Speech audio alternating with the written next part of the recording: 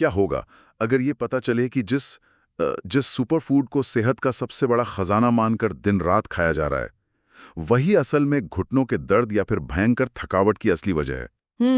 सुनने में तो ये बहुत अजीब लगता है। बिल्कुल अजीब लगता है, क्योंकि ना जब भी हम स्वास्थ्य या किसी मेडिकल डायग्नोसिस की बात करते हैं तो अक्सर लगता है कि सब कुछ बिल्कुल स्पष्ट होगा, एकदम इंजीनियरिंग की तरह। हाँ, वो एक्सरे वाली बात। हाँ, जैसे किसी की हड्डी टूट गई हो, एक्सरे मशीन में एक टेढ़ी मेढ़ी सफेद लाइन दिखी और डॉक्टर ने उंगली रखकर कहा, देखिए ये रही समस्या, यहां प्लास्टर बांधना है। सही कहा। वो एकदम सीधा गणित लगता है। मतलब सफेद और काला, टूटा है या नहीं टूटा है। और इंसानी फितरत भी यही है कि हम चीजों को ना बहुत ही स्पष्ट रूप से देखना और उन्हें अलग अलग खानों में बांटना पसंद करते हैं। बिल्कुल। हम चाहते हैं कि चीजें या तो पूरी तरह सुपर फूड हो या फिर पूरी तरह जहर। बीच का कोई रास्ता हमें पसंद नहीं आता। लेकिन फिर जब पोषण और आहार या शरीर के मेटाबॉलिज्म की दुनिया में कदम रखा जाता है तो अचानक वो एक्सरे मशीन काम करना बंद कर देती है। एकदम सही कह रहे हैं आप। एक ऐसे परिदृश्य का सामना होता है जो सच कहूं तो बहुत धुंधला है। कुछ भी साफ साफ सफेद या काला नहीं होता। मतलब कोई एक चीज जो किसी एक इंसान को दौड़ने की ताकत दे रही है, वही चीज दूसरे इंसान को बिस्तर पर डाल सकती है। और इसी को तो डायग्नोस्टिक धुंधलापन कहा जा सकता है। आहार विज्ञान में ना कुछ भी पूर्ण रूप से सही या गलत नहीं होता। सब कुछ संदर्भ, आपके शरीर की प्रकृति और समय पर निर्भर करता है। बिल्कुल। और दुर्भाग्य से आज के दौर में इस संदर्भ को पूरी तरह से नजरअंदाज किया जा रहा है। तो चलिए इसे थोड़ा विस्तार से समझते हैं। आज की इस विस्तृत चर्चा का विषय एक ऐसा ही धुंधला लेकिन बहुत बड़ा ट्रेंड है जिसने पूरी दुनिया को अपनी चपेट में ले लिया है। आजकल हर तरफ बस एक ही बात हो रही है कि गेहूं छोड़ दो। हाँ बिल्कुल। और पूरी तरह से मिलेट्स यानी मोटे अनाज जैसे बाजरा, ज्वार, रागी या कोदरा अपना लो। ऐसा लगता है कि रातों रात गेहूं मानव जाति का सबसे बड़ा दुश्मन बन गया है। और मिलेट्स कोई जादुई संजीवनी बूटी बन गए हैं, है ना? बिल्कुल। तो आज हम इसी धारणा की गहराई में उतरेंगे। हमारा उद्देश्य बस ये समझना है कि क्या बिना सोचे समझे अपनी सदियों पुरानी डाइट को कूड़ेदान में डालना शरीर के लिए सच में फायदेमंद है, या ये सिर्फ एक आधा अधूरा सच है जो अंदर ही अंदर एक पूरी पीढ़ी को बीमार कर रहा है। मैं मानती हूँ कि ये बहुत ही प्रासंगिक और समय की मांग वाला विषय है। अक्सर ट्रेंड्स के पीछे भागते हुए ना ये बुनियादी बात भुला दी जाती है कि किसी भी आहार का सीधा संबंध शरीर के इतिहास से होता है। इतिहास मतलब शरीर की आदत? हाँ, उसके विकसित होने के तरीके और उसके मेटाबॉलिज्म से। मेटाबॉलिज्म यानी शरीर का वो अंदरूनी इंजन जो खाने को तोड़कर ऊर्जा में बदलता है। और ये इंजन कोई ऐसा स्विच नहीं है जिसे एक झटके में एक दिन में बदला जा सके। यही बात सबसे ज्यादा सोचने वाली है। मतलब जो अनाज पीढ़ियों से खाया जा रहा है वो अचानक शरीर के लिए नुकसानदेह कैसे हो गया? स्रोत में एक बहुत ही दिलचस्प और तार्किक बात कही गई है कि शरीर को अपनी आदतों और अपने रोजमर्रा के खाने की एक पक्की लत लग जाती है। बिल्कुल लग जाती है। 40 साल से या यूं कहें कि बचपन से गेहूं खाया जा रहा है तो शरीर को उसे पचाने की महारत हासिल हो चुकी है। और यहाँ सबसे हैरान करने वाली बात यह है कि स्रोत इस आदत को सिर्फ एक साधारण दिनचर्या नहीं मानता, बल्कि वो इसकी तुलना सीधे तौर पर चाय या शराब की लत मतलब एडिक्शन से करता है। सच में? शराब की लत मतलब एक साधारण गेहूं की रोटी की तुलना शराब या चाय की लत से करना थोड़ा ज्यादा नहीं हो गया? ये कैसे काम करता है? देखिए, इसे जीव विज्ञान के नजरिए से समझना होगा। जब कोई इंसान रोज सुबह एक खास समय पर चाय पीता है तो उसका शरीर उस कैफीन और उस रूटीन का आदी हो जाता है। हाँ, ये तो है। सिर दर्द होने लगता है अगर चाय ना मिले। बिल्कुल। शरीर विद्रोह करता है, चिड़चिड़ापन आता है। बहुत से लोग ऐसे होते हैं जिन्हें रात को गर्म दूध न मिले तो नींद ही नहीं आती। शरीर उस चीज की मांग करता है जिसके साथ वो सालों से तालमेल बिठा चुका है। शरीर के एंजाइम्स और आंतों के बैक्टीरिया उसी हिसाब से खुद को ढाल लेते हैं। गेहूं के साथ भी ठीक ऐसा ही है। तो मतलब गेहूं एक तरह की आदत है जो शरीर को लग चुकी है। हाँ, फर्क सिर्फ इतना है कि शराब पीने वाला अगर आज 1 गिलास पीता है तो कल 4 गिलास पीने लगता है, जो नुकसानदेह है। लेकिन दूध पीने वाला या रोटी खाने वाला इंसान सालों तक लगभग उतनी ही मात्रा लेता है। शरीर उस मात्रा को प्रोसेस करना सीख जाता है, इसलिए वो गेहूं शरीर को उस तरह से खराब नहीं करता। तो यानी हमारा शरीर एक कंप्यूटर की तरह है जिसे पिछले 40 साल से गेहूं नाम के सॉफ्टवेयर पर चलने की प्रोग्रामिंग मिल चुकी है। बिल्कुल सही उपमा है। और शरीर का पूरा सिस्टम उसी सॉफ्टवेयर के हिसाब से काम कर रहा है और फिर लोग इंटरनेट पर कोई वीडियो देखते हैं और अचानक से उस पुराने सॉफ्टवेयर को डिलीट करके मिलेट नाम का बिल्कुल नया ऑपरेटिंग सिस्टम डाल देते हैं। और जब ऐसा होता है तो सिस्टम का क्रैश होना तय है। स्रोत स्पष्ट रूप से बताता है कि गेहूं छोड़कर अचानक मिलेट्स खाने से मेटाबॉलिज्म बुरी तरह चरमरा जाता है। इससे वजन में अजीब तरह के उतार चढ़ाव आने लगते हैं। किसी का वजन बहुत तेजी से गिरता है तो किसी का शरीर फूलने लगता है। अरे बाप रे! क्योंकि शरीर समझ ही नहीं पा रहा होता कि इस नए अनाज से ऊर्जा कैसे निकाली जाए। इसे ऐसे भी समझा जा सकता है जैसे कोई इंसान सालों से एक बहुत ही गर्म जगह, मान लीजिए रेगिस्तान में रह रहा हो। ठीक है। उसके शरीर को उसी गर्मी और उसी हवा की आदत है, और फिर अचानक बिना किसी गर्म कपड़े या मानसिक तैयारी के उसे किसी बर्फीले इलाके में ले जाकर छोड़ दिया जाए, फिर तो शरीर भयंकर सदमे में आ जाएगा। शरीर तो विद्रोह करेगा ही। लेकिन एक सवाल ये उठता है कि क्या शरीर में किया गया कोई भी बदलाव हमेशा नुकसान ही पहुंचाता है? अगर किसी की डाइट सच में खराब है तो उसे बदलना तो पड़ेगा ही ना। देखिए, शरीर बदलाव के खिलाफ नहीं है, वो अचानक लगने वाले झटके के खिलाफ है। अच्छा, झटके के खिलाफ है। हाँ, शरीर क्रमिक बदलाव यानी ग्रेजुअल चेंज को बहुत अच्छे से स्वीकार कर लेता है। जब कोई 40 साल पुरानी डाइट को एकदम शून्य पर लाकर रातों रात कोई नया अनाज खाना शुरू कर देता है तो आंतों को समझ ही नहीं आता कि कौन से एंजाइम्स छोड़ने हैं। उस झटके से पाचन तंत्र बैठ जाता है। तो ये बात हो गई शरीर को लगने वाले झटके की। अब जरा उस अनाज की बात करते हैं जिसे इस पूरे झटके का कारण बताया जा रहा है, मिलेट्स। आखिर मिलेट्स इतने मुश्किल क्यों हैं? स्रोत में जो आंकड़े दिए गए हैं वो तो सच में किसी को भी डरा सकते हैं। उसमें बताया गया है कि 100 में से सिर्फ 10 लोग ही ऐसे हैं जो मिलेट्स खाने के बाद खुद को पूरी तरह फिट या ऊर्जावान महसूस करते हैं। ये आंकड़ा वाकई आंखें खोलने वाला है। और जो बात सबसे ज्यादा ध्यान देने लायक है वो उन बाकी बचे 90 लोगों की स्थिति है। हाँ, उनका क्या होता है? स्रोत के अनुसार उन 90 लोगों को भयंकर थकावट, आलस, जोड़ों में दर्द और पैरों में कमजोरी जैसी गंभीर समस्याएं होने लगती हैं। वक्ता ने स्पष्ट रूप से बताया है कि उनके पास ऐसे अनगिनत लोग आते हैं जिनकी टांगों में जान नहीं रहती, वे ठीक से खड़े नहीं हो पाते, फिर भी वो मिलेट्स खा रहे हैं। ये बहुत अजीब विरोधाभास है। मतलब लोग शरीर में दर्द सह रहे हैं, कमजोरी झेल रहे हैं, लेकिन फिर भी अपनी इस नई डाइट को नहीं छोड़ रहे। बिल्कुल। क्या उन्हें लगता है कि नो पेन नो गेन का सिद्धांत यहाँ भी लागू होता है? लेकिन सबसे बड़ा सवाल ये है कि आखिर मिलेट्स खाने से जोड़ों में दर्द या पैरों में कमजोरी क्यों आ रही है? इसके पीछे का विज्ञान क्या है?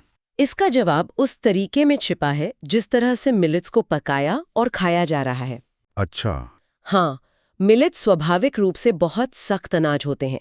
इनके ऊपर का आवरण बहुत कड़ा होता है, जिसे तोड़कर अंदर का पोषण निकालना इंसान की आंतों के लिए आसान काम नहीं है। स्रोत में कोदरा नाम के एक अनाज का विशेष उदाहरण दिया गया है, जो एक प्रकार का बाजरा या मोटा अनाज है। अगर इसे ठीक से ना पकाया जाए तो यह पेट में जाकर पचता नहीं है, बल्कि आंतों में जलन और सूजन पैदा करता है। ओहो। जब खाना पचता ही नहीं तो शरीर को कैल्शियम, आयरन और अन्य जरूरी खनिज नहीं मिल पाते। इसी कुपोषण और सूजन का सीधा असर जोड़ों के दर्द और नसों की कमजोरी के रूप में सामने आता है। हाँ, और इसी कोदरे को लेकर स्रोत में गुरु नानक देव जी के समय के भाई लालो की कोदरे दी रोटी का एक बहुत ही ऐतिहासिक और दिलचस्प जिक्र किया गया है। अगर हम इसे बड़े परिप्रेक्ष्य से जोड़कर देखें तो उस ऐतिहासिक संदर्भ से बहुत कुछ स्पष्ट हो जाता है। कैसे? उस समय में लोग वो रोटी खाते थे और पूरी तरह स्वस्थ रहते थे, लेकिन उसे पकाने और चबाने का तरीका आज से बिल्कुल अलग था।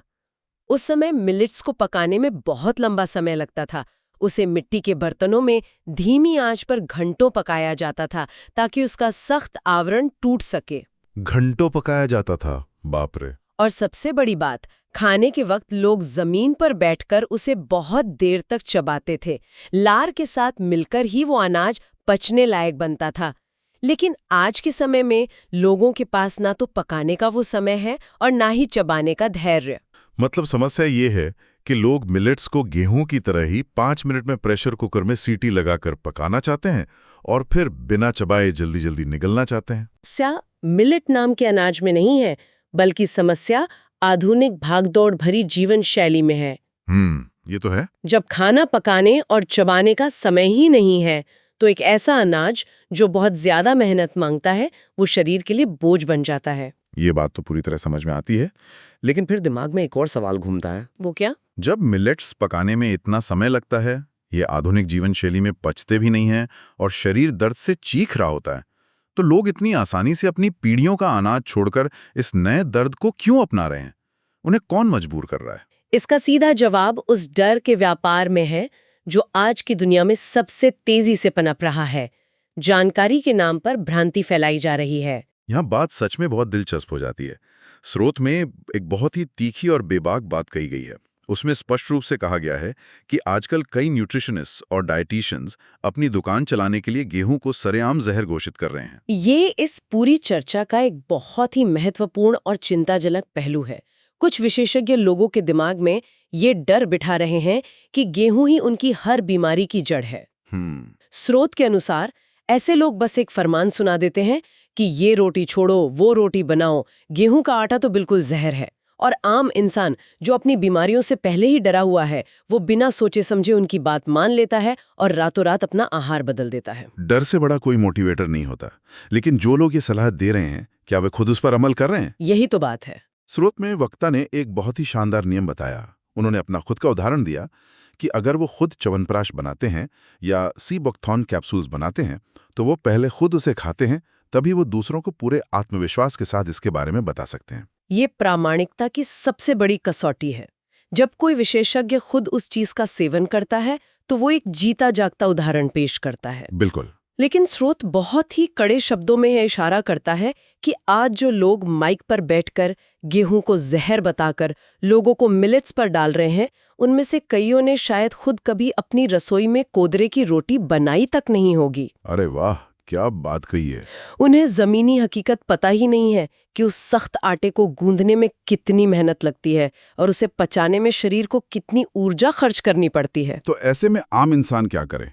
वो तो पंसारी या किराने वाले के पास जाता है या कोई वायरल वीडियो देखता है और रातों रात अपने रसोई घर का सारा सामान बदल देता है। स्रोत बहुत स्पष्ट चेतावनी देता है कि बिना किसी योग्य और जमीनी स्तर के विशेषज्ञ की सलाह के सिर्फ किसी पंसारी से सुनकर या इंटरनेट के किसी वीडियो से प्रभावित होकर अपना आहार बिल्कुल न बदलें।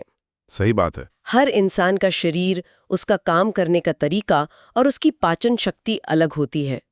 जो आहार एक एथलीट के लिए वरदान हो सकता है, वही आहार एक डेस्क पर बैठकर काम करने वाले इंसान के लिए नुकसानदेह हो सकता है।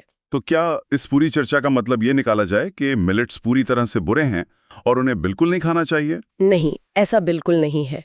स्रोत मिलेट्स को बुरा नहीं कहता, बल्कि वह यह मानता है कि अगर मिलेट्स सही तरीके से पकाए जाएं और वे शरीर में पूरी तरह से पच जाएं, तो ये ब्रह्मा के वरदान जैसे हैं। ब्रह्मा के वरदान? हाँ, खासकर कुछ विशिष्ट बीमारियों में।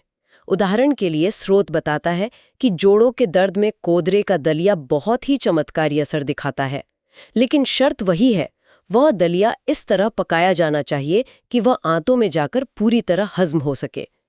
फिर संतुलन कैसे बनाया जाए? मतलब सही तरीका क्या है जिससे शरीर को झटके भी ना लगें और पोषण भी मिलता रहे? स्रोत में एक बहुत ही व्यवहारिक और संतुलित उपाय सुझाया गया है, 50-50 का नियम, यानी 50-50 रूल। अच्छा, ये क्या है? अचानक सब कुछ छोड़ने के बजाय एक समय गेहूं खाएं और दूसरे समय मिलेट खाएं। इस तरीके से शरीर के उस 40 साल पुराने सॉफ्टवेयर को अचानक क्रैश नहीं होना पड़ेगा। समझ गया। उसे नए ऑपरेटिंग सिस्टम के साथ तालमेल बिठाने का समय मिल जाएगा। दोनों अनाजों के पोषक तत्व भी मिलेंगे और मेटाबॉलिज्म भी स्थिर रहेगा। अंधानुकरण यानी बिना सोचे समझे किसी भी चीज के पीछे भागना हमेशा खतरनाक होता है, चाहे वो गेहूं हो या मिलेट। ये तो हुई स्वस्थ रहने की चाह रखने वाले आम लोगों की बात। लेकिन अब बात करते हैं उस सबसे बड़े डर की जिसके कारण लोग अपनी डाइट में सबसे ज्यादा और सबसे अचानक बदलाव करते हैं, डायबिटीज यानी मधुमेह जैसी जीवन शैली से जुड़ी बीमारियां।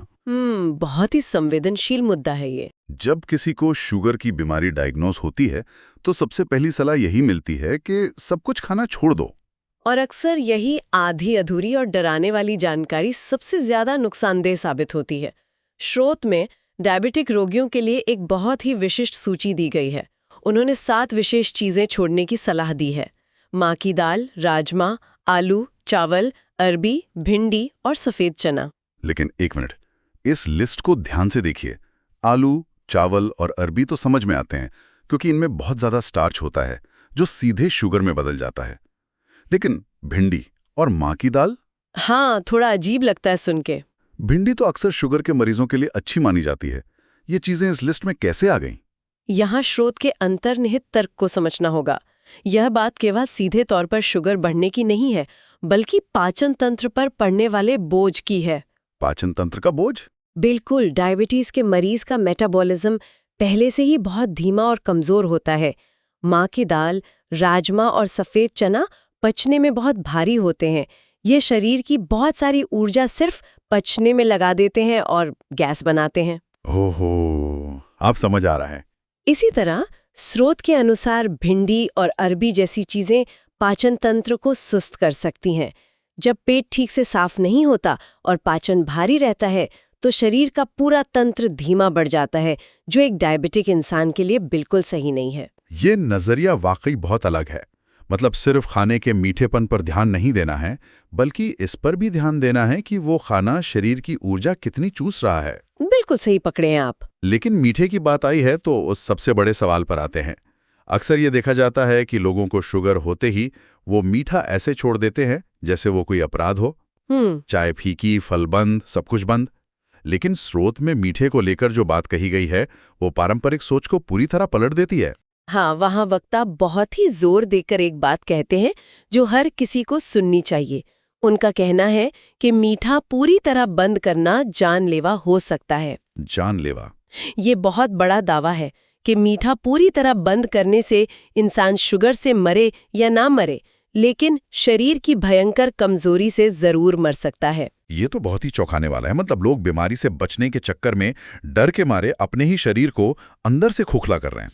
इससे एक बहुत जरूरी सवाल उठता है कि आखिर ऊर्जा के बिना कोई भी शरीर कैसे जिंदा रह सकता है? बिल्कुल नहीं रह सकता। हमारा हृदय, हमारा मस्तिष्क, हमारी मांसपेशियां, ये सब काम करने के लिए प्राकृतिक ग्लूकोज पर निर्भर करते हैं।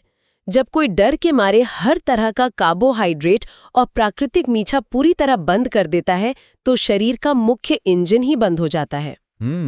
इसी वजह से डायबिटिक मरीजों की टांगों में जान नहीं रहती, उन्हें चक्कर आते हैं और वे हर वक्त थका हुआ महसूस करते हैं। और सबसे हैरानी की बात तो ये है कि जो मीठे के विकल्प स्रोत में बताए गए हैं वे आम धारणा के बिल्कुल विपरीत हैं। वहां शकरकंद का नाम लिया गया है और उसे सुपरफूड कहा गया है। हाँ, शकरकंद। अब कोई भी आम इंसान सोचेगा कि शकरकंद तो नाम से ही मीठा है और स्वाद में भी मीठा होता है। एक डायबिटिक मरीज के लिए तो ये सीधा जहर होना चाहिए। फिर ये सुपरफूड कैसे हो गया? यहीं पर विज्ञान और समझदारी काम आती है। शकरकंद में मीठापन जरूर है, लेकिन वो कॉम्प्लेक्स कार्बोहाइड्रेट है। अच्छा। वो एकदम से खून में जाकर शुगर का बम नहीं फोड़ता, बल्कि धीरे धीरे पचकर शरीर को लगातार ऊर्जा देता रहता है। स्रोत भी यही सलाह देता है कि शकरकंद को भूनकर या उबालकर खाना चाहिए। भूनकर या उबालकर। ये शरीर को जरूरी ताकत देता है, बिना शुगर लेवल को अचानक बढ़ाए। इसके अलावा उन्होंने एक और बहुत अच्छी बात कही कि खाना खाने के बाद थोड़ा सा गुड़ भी खाया जा सकता है ताकि पाचन को मदद मिले। शकरकंद और गुड़, जिन्हें अक्सर डायबिटीज में सबसे बड़ा विलन माना जाता है, वो असल में सही मात्रा और सही तरीके से लिए जाएं तो शरीर के लिए फायदेमंद है। ये बहुत बड़ी बात है। और फलों के बारे में क्या डायबिटिक लोग सारे फल खा सकते हैं? यहाँ स्रोत फलों के चुनाव को लेकर बहुत स्पष्ट विभाजन करता है। वे कहते हैं कि बहुत ज्यादा मीठे और तुरंत शुगर बढ़ाने वाले फल खाने से बचना चाहिए। जैसे कि कौन से फल? उन्होंने विशेष रूप से अंगूर, चीकू और केला ना खाने की सलाह दी है, क्योंकि इनमें मौजूद फ्रुक्टोज बहुत तेजी से खून में घुलता है। तो फिर उस मीठे की तलब का क्या किया जाए जो अक्सर शुगर के मरीजों को तड़पाती है? ऊर्जा कैसे मिलेगी उन्हें? इसके लिए उन्होंने एक बहुत ही बेहतरीन प्राकृतिक विकल्प दिया है, खजूर। दिन में 2-3 खजूर खाए जा सकते हैं। खजूर? वो भी तो मीठे होते हैं। हाँ, लेकिन खजूर की खासियत ये है कि इससे एकदम से शुगर का स्तर आसमान नहीं छूता। और सबसे बड़ी बात, ये शरीर को आयरन और वो जरूरी ताकत देता है जिससे बीमारी के दौरान वो भयंकर कमजोरी नहीं आती जो अक्सर जानलेवा साबित होती है। तो इस सब का असल मतलब क्या है? आज की हमारी इस पूरी विस्तृत चर्चा का निचोड़ यही है कि स्वस्थ रहने का मतलब खुद को भूखा मारना या अपनी सारी मनपसंद और पारंपरिक चीजों से खुद को वंचित कर देना बिल्कुल नहीं है। एकदम सही। स्वास्थ्य का मतलब सजा देना नहीं है। यह तो समझदारी से सही चीजों का चुनाव करने का विज्ञान है। न तो गेहूं कोई ऐसा भयानक जहर है जिसे छूते ही शरीर बीमार पड़ जाएगा, और न ही मिलेट्स कोई ऐसी जादुई दवा है जो बिना मेहनत के रातों रात सारी परेशानियां दूर कर देंगी। बिल्कुल सटीक निष्कर्ष है आपका। ये समझना होगा कि मानव शरीर कोई मशीन नहीं है जिसका स्विच अचानक से बदला जा सके। ये एक जीवित, सांस लेता हुआ तंत्र है जो बदलाव चाहता है, लेकिन एक लय में, धीरे धीरे। एक लय में। अगर स्वस्थ रहना है तो इंटरनेट पर फैले उस डर की आवाज को म्यूट करना होगा जो सिर्फ कुछ लोगों की दुकानें चमका रहा है, और अपने शरीर की असली आवाज सुननी होगी। आहार को संतुलित रखना होगा, अतियों से बचना होगा। और डर से लिए गए फैसले अक्सर गलत ही होते हैं। हर चीज जो इंटरनेट पर नया ट्रेंड बनकर आती है, जरूरी नहीं कि वो हर शरीर के लिए सही हो। बिल्कुल। आज की इस चर्चा को खत्म करने से पहले चलिए वापस उसी एक्सरे मशीन वाले उदाहरण पर चलते हैं जिसे शुरुआत की थी। वो धुंधली तस्वीर जहां पोषण की दुनिया में कुछ भी एकदम साफ, सफेद या काला नहीं होता। बिल्कुल वही धुंधली तस्वीर। जब भी किसी नए डाइट ट्रेंड को बहुत करीब से देखा जाएगा तो वो हमेशा धुंधला ही दिखेगा। तो यहां जाते जाते सोचने वाली एक बहुत ही गहरी बात यह है, अगर गेहूं जैसा एक साधारण अनाज जिसे पीढ़ियां ने खाया, जिससे पूरी सभ्यताएं फली फूली, आज अचानक कुछ लोगों द्वारा पूरी तरह खराब और जहर घोषित कर दिया गया है, तो क्या इस बात की पूरी संभावना नहीं है कि आज जिन नए सुपरफूड्स और जादुई मिलेट्स के पीछे पूरी दुनिया दीवानी होकर भाग रही है, कल कोई नया शोध आए और उन्हें भी इंसान के लिए खतरनाक साबित कर दे? ये तो बहुत ही सोचने वाली बात है। क्या असली समस्या हमारे रोजमर्रा के अनाज में है, या फिर हमारे उस जल्दबाजी भरे असंतुलित तरीके में है जिससे खाने को बिना ठीक से पकाए और चबाए निगला जा रहा है? क्या खाने को दोष देकर खाने के गलत तरीके को नहीं छिपाया जा रहा है? ये वाकई एक ऐसा सवाल है जिस पर गहराई से विचार किया जाना चाहिए।